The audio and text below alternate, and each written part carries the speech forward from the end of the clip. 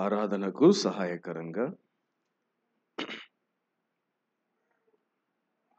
నిర్గమాకాండము 24వ అధ్యాయం.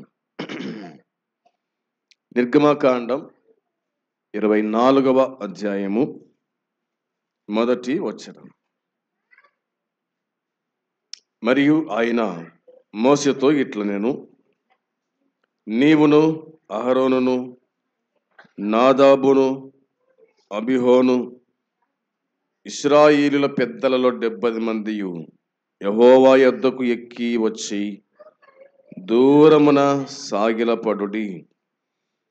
మోషే మాత్రమే యెహోవాను సమీపింపవలెను, వారు సమీపింపకూడదు. ప్రజలు అతనితో ఎక్కి రాకూడదు. ఆరాధనకు సహాయకరంగా నిర్గమాకాండము 24వ అధ్యాయము మొదటి 2 వచనాలు మనము చదువుకొని ఉన్నాం. దేవుడైన యెహోవా మోషే అహరోను కుమారులు ఇశ్రాయేలు పెద్దలలో 70 మందిని తన యొద్దకు రమ్మని పిలిచినట్టుగా దేవుని వాక్యం చెప్తూ ఉంది. ఎందుకు రమ్మన్నాడు ఆయన అంటే, సాగిలపడ్డానికి. సాగిలపడటము అంటే ఆరాధించడానికి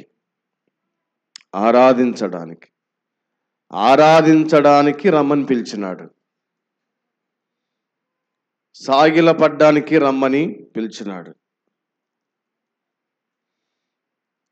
మోషేను పిలిచాడు, అహరోనును పిలిచినాడు, నాదాబు అబీహును పిలిచాడు. ఇశ్రాయేలులో పెద్దలలో 70 మందిని ఆయన పిలిచాడు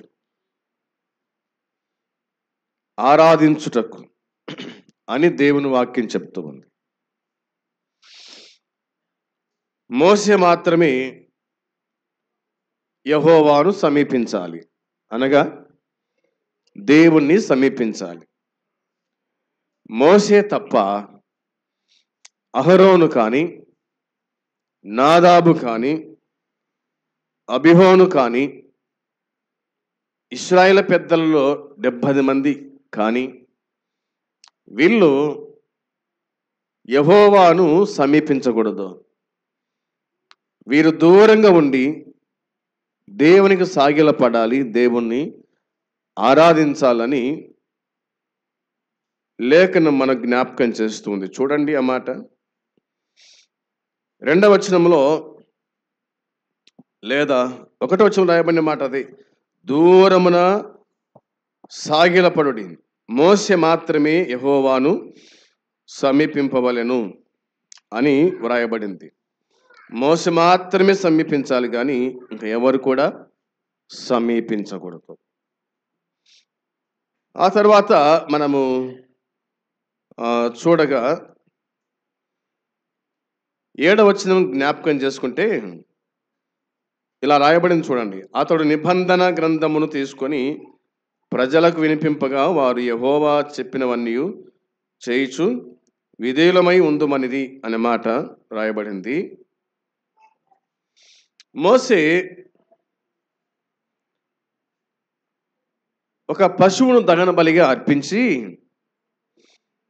దాని రక్తమును తీసుకొని బలిపీఠం మీద ప్రోక్షించినట్టుగా దేవుని వాక్యం చెప్తుంది. బలిపీఠం మీద ప్రోక్షించను అని మనకు 6వ వచనం చెప్తుంది. ఆ తర్వాత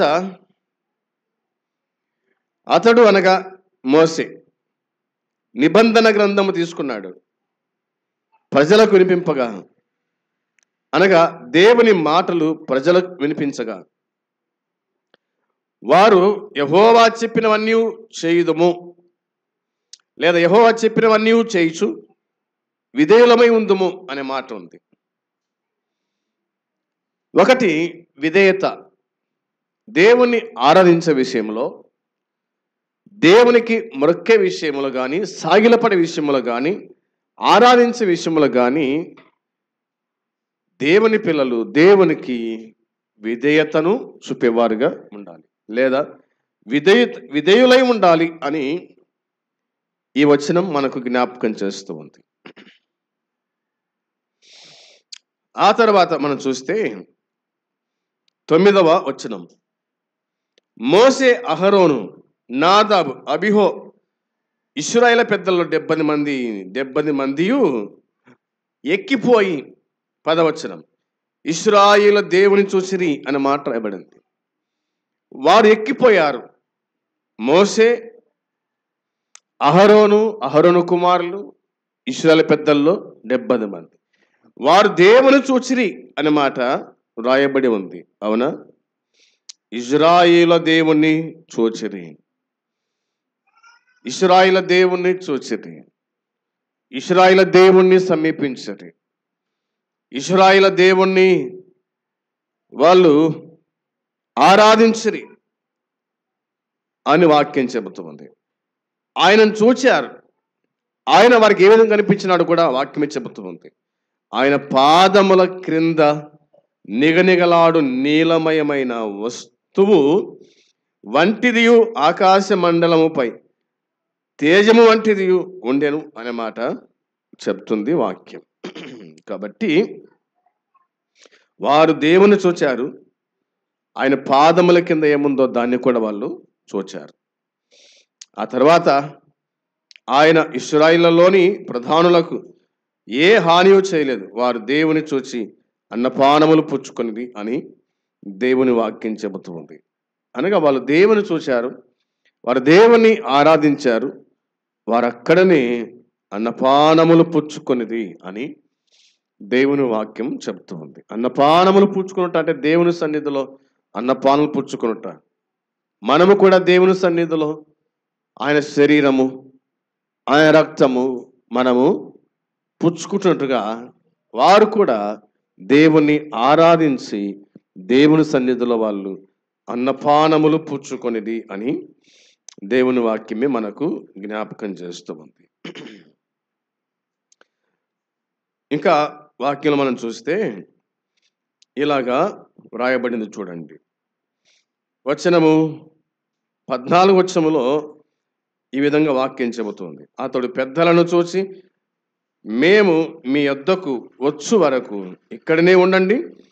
ఇదిగో అహరోనును ఓరును మీతో ఉన్నారు అనే మాట కనిపిస్తుంది. నేను వచ్చు వరకు మీరందరు ఇక్కడనే ఉండండి, మీతో కూడా అహరోను ఉంటాడు, మీతో కూడా హోర్ అనే వ్యక్తి మీతో కూడా ఉంటాడు అని తెలియజేశాడు. వచనం 17-18లో ఇలాగ దేవుని వాక్యం చెబుతుంది. యెహోవా మహిమ ఆ కొండ శిఖరం మీద దహించు అగ్ని వలె ఇశ్రాయేలు కనులకు కనబడెను అని దేవుని వాక్యం చెబుతూ ఉంది. ఎలా కనిపించాడు ఆయన?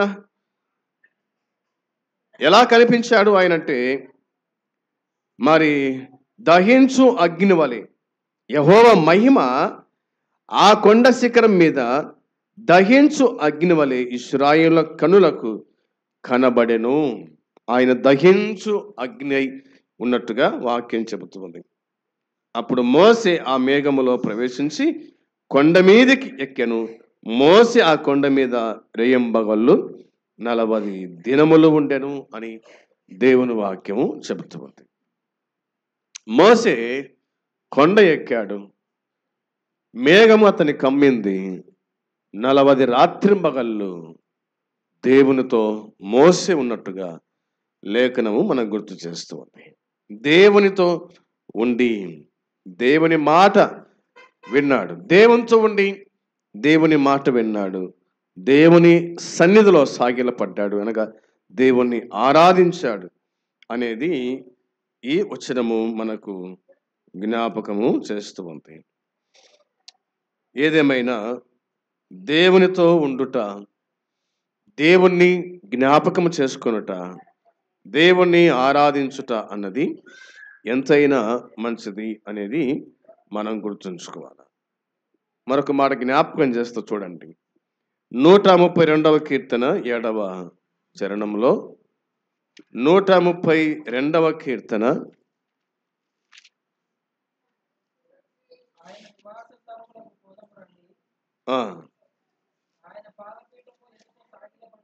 ఆయన పాదపీఠం ఎదుట సాగిల పడదము రండి అని ఉంది.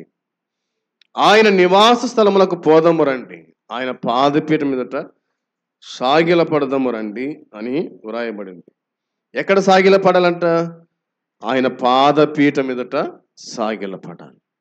ఎక్కడుంది ఆయన పాదపీఠము? అవునా, ఆకాశం ఆయన సింహాసనం అయితే భూమి ఆయన పాదపీఠం. భూమి ఆయన పాదపీఠం కాబట్టి ఈ భూమి మీద ఉన్న మనము సాగిల పడాలి, సాగిల పడాలి. అవునా, సాగిల పడాలి. ఆయన పాదాల యొద్ద సాగిల పడుట, ఆయన పాదాల యొద్ద ఆరాధించుట అన్నది దేవుని వాక్యం మనకు గుర్తు చేస్తూ ఉంది. ఆ దినాల్లో యేసుక్రీస్తు ప్రభు బాలుడై ఉండగా మరి తూర్పు దేశపు జ్ఞానులు ఆయన పాదాల చెంత సాగిలపడి బలి అర్పించి, అవునా, లేదా కానుకలు అర్పించి దేవునికి మొరక్కి సాగిలపడి ప్రభువును ఆరాధించినట్టుగా ఆయన పాదాల చెంత దేవుణ్ణి ఆరాధించుట అన్నది ఎంతైనా మనకు ప్రాముఖ్యము అనే సంగతి ఈ వచనం మనకు జ్ఞాపకం చేస్తుంది. అందుని బట్టి ఆయన పాదాల ఎదుట సాగిల పడదాం అని వాక్యంలో రాయబడింది. 99వ కీర్తన 5వ చరణములో, 99వ కీర్తన 5వ చరణం కూడా, మన దేవుడైన యెహోవాను గణపరచుడి, ఆయన పాదపీఠం ఎదుట సాగిలపడుడి, ఆయన పరిశుద్ధుడు అని దేవుని వాక్యం చెబుతుంది. ఎవరిదట సాగిలపడాలంటే ఆయన పరిశుద్ధుడు కాబట్టి పరిశుద్ధుని ఎదుట మనము సాగిలపడుట, ఒకటి గణపరచుట, ఆయన పాదపీఠం ఎదుట సాగిలపడుట. ఎందుకు అంటే ఆయన పరిశుద్ధుడు కాబట్టి, ఆయన పవిత్రుడు కాబట్టి సాగిలపడుట అనేది దేవుని వాక్యం మనకు గుర్తు చేస్తూ ఉంది. సాగిలపడాలా అంటే అవును, సాగిలపడాలా అని ఈ వచనం మనకు గుర్తు చేస్తుంది. కాబట్టి మనము ప్రభు యొక్క పాదాల చెంత సాగిలపడేవారుగా ఉండాలి. సాగిలపడదాం. 5వ కీర్తన మనం చూస్తాం. 5వ కీర్తన 7వ చరణంలో కూడా రాయబడిన మాట అది. 5వ కీర్తన 7వ చరణంలో, నేనైతే నీ కృపాతిశయమును బట్టి నీ మందిరములో ప్రవేశించదను, నీ ఎడల భయభక్తులు కలిగి నీ పరిశుద్ధాలయము దిక్కు చూచి నమస్కరించదను అని వాక్యం చెబుతుంది.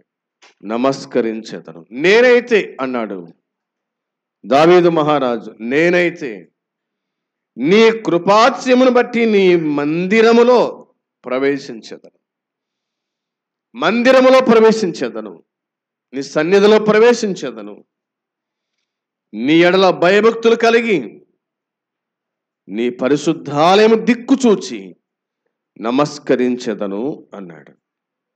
దేవుని ఆరాధించువాడు దేవుని మందిరములో ప్రవేశించాలి,